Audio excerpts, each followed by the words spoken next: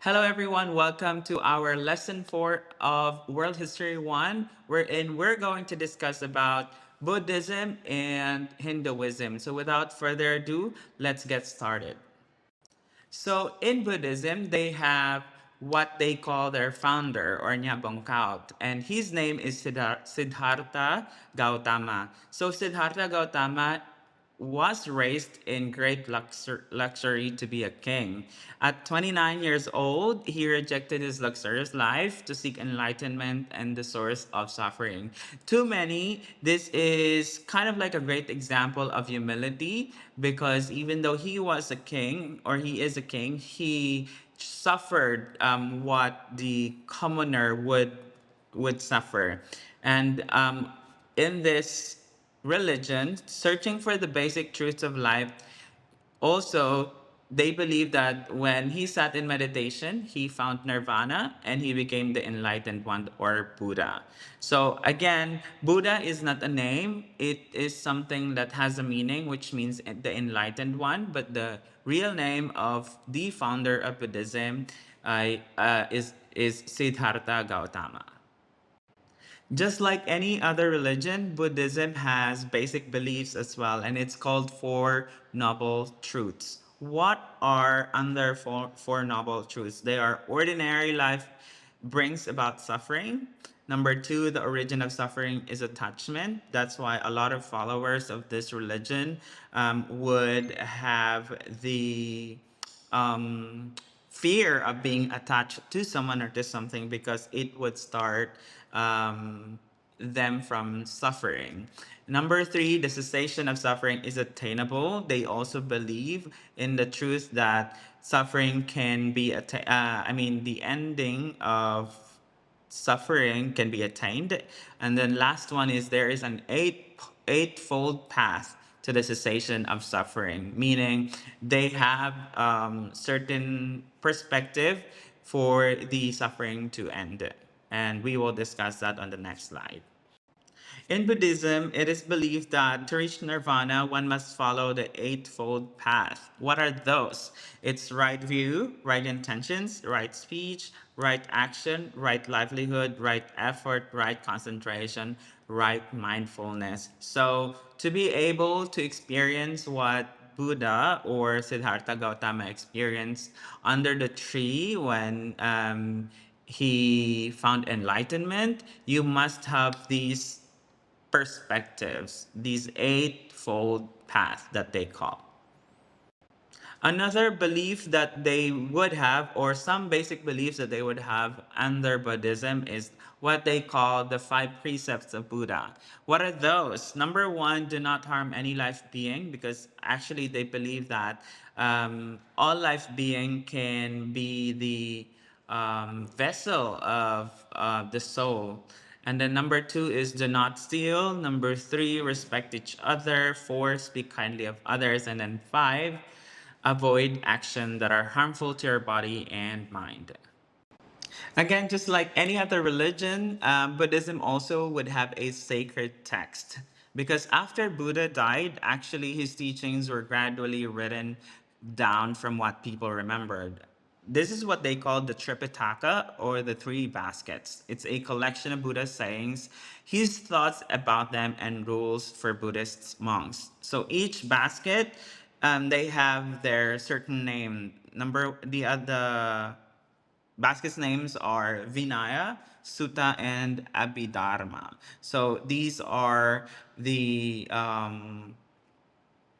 text that followers of Buddha would, let's say, be able to read. And most especially on this text are rules for Buddhist monks. If you want to get to know more or deepen your faith in Buddhism, I think this sacred text um, this Tripitaka is the one that those followers should read.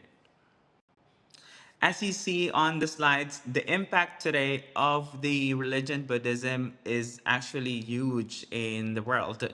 On the slide, you can see um, the red color those are countries or nations where Buddhism is being practiced. This statistics actually is from 2005. Imagine it's already 20 years ago, because it's 2025 already. That would mean there could have been more influence or more practices with regards to Buddhism.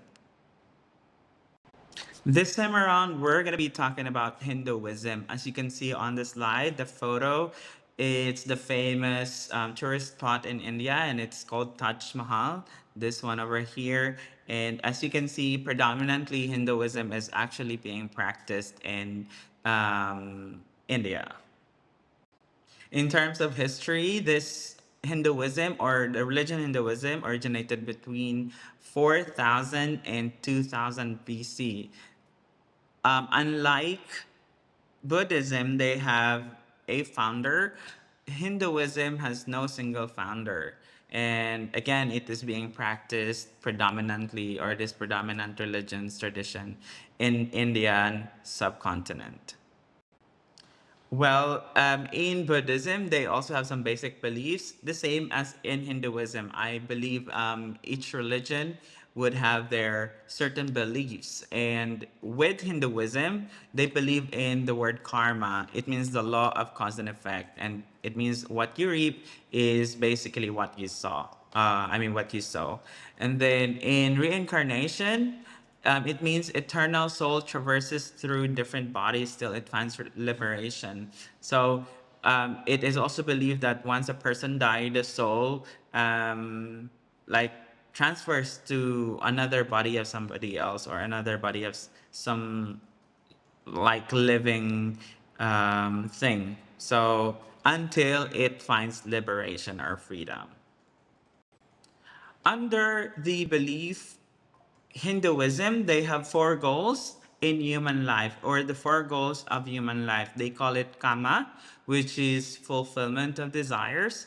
They have artha, the accumulation of wealth. They have dharma, the performance of social and religious duties, and then moksha, the freedom from one. So, as a follower of Hinduism, these are their goals in human life. Hindus also have always had a great respect for Mother Nature and its creatures. Actually, cow is especially significant because it symbolizes gentleness.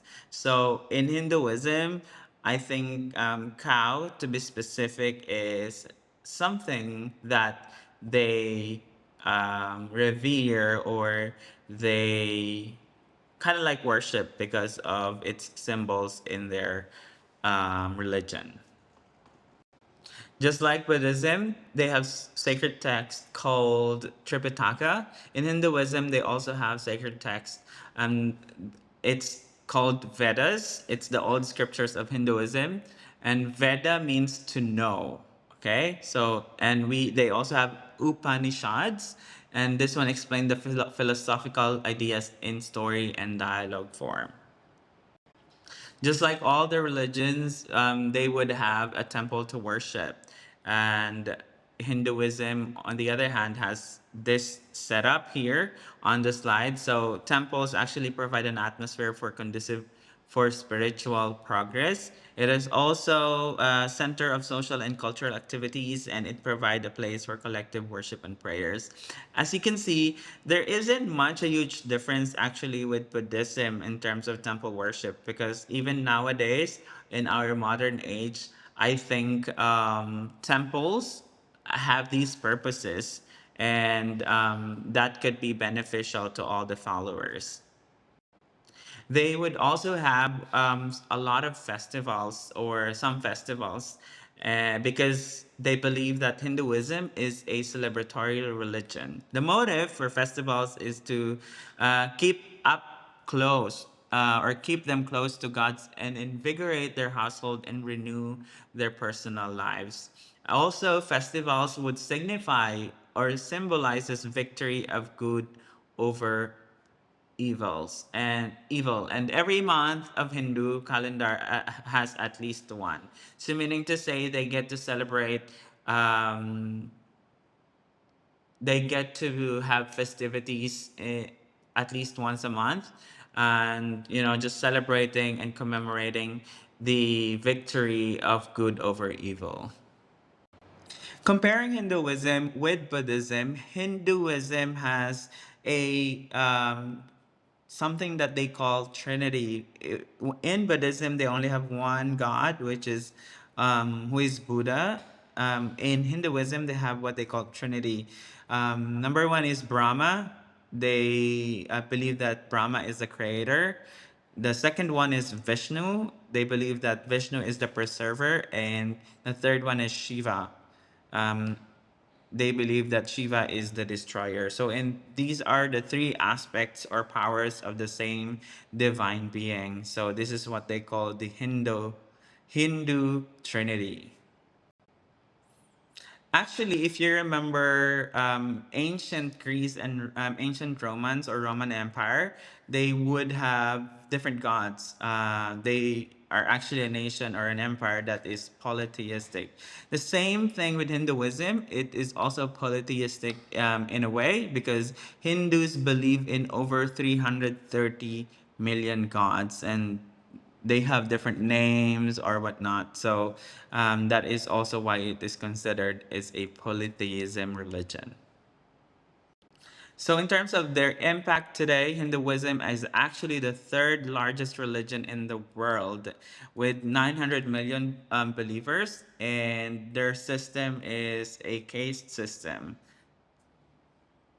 There you have it, everyone. That's the lesson that we have for lesson 4 about Buddhism and Hinduism. I hope that you have learned something today. Thank you so much. May you have a great day, and God bless you.